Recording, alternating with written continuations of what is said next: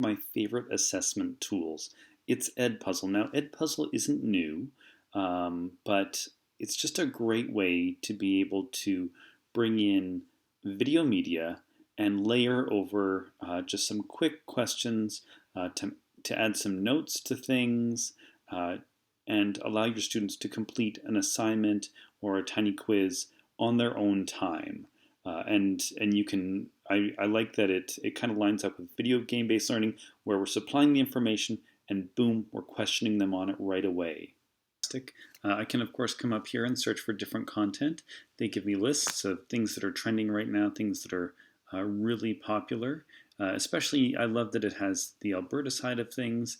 I might grab this one actually, and I will just I'm going to come back to that later.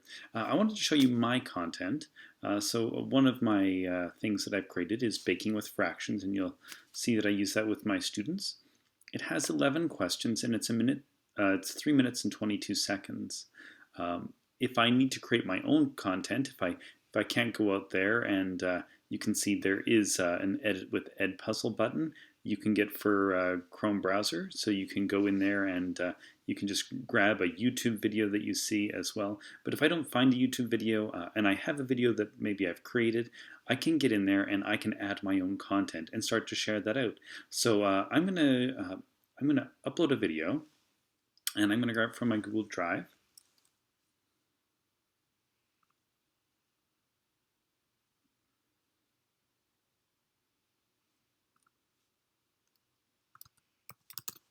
We're going to grab my baking video, baking with fractions. I'll just select the fractions video. It did take a little bit of time to upload. It is 3 minutes and 22 seconds, but I can click on it, and I've got a few options down over here, assign, edit, duplicate, and delete. And I'm going to edit this one because I need to throw some questions in. I'm just going to hit start on it. Today we're making home. So this is where I can cut the video together. I can just piece things apart. If I need to, if I've made a mistake or there's no audio, I could do a little voiceover on this as well. And this might be useful if I had some pictures that I wanted to kind of put together into a video. But the part that I love is the questions over here. So I can watch along, and she's just said 1/3 cup of sugar. So 1/3 cup of granulated sugar. Half a cup of canola oil. Half a cup of canola oil. So this is where I could add in just a quick multiple choice question.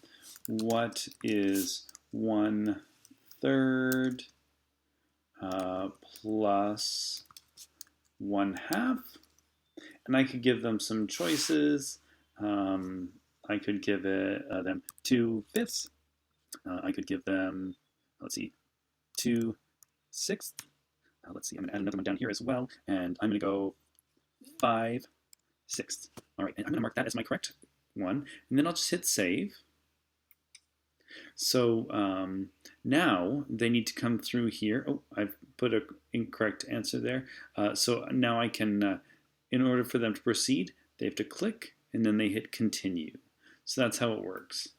Now, at this point, there are a few other things I could do. I could add an open-ended question that I could come back to later on and assess, or I could put a note in there if I wanted to highlight something important. And that would just pause it for a second. Pay attention. And I'll just hit save there. Pay attention.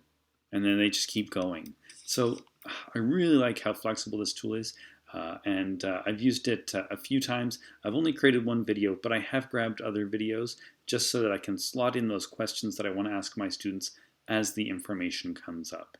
I hope you've enjoyed this overview of EdPuzzle. It's a lovely little tool. Some of the drawbacks that you might see in it is that under my content, it only allows you to save so many videos under your space. It's pretty generous, but it's pretty great too. And I can pull my Google Classrooms right into it, so it keeps everything simple for my students.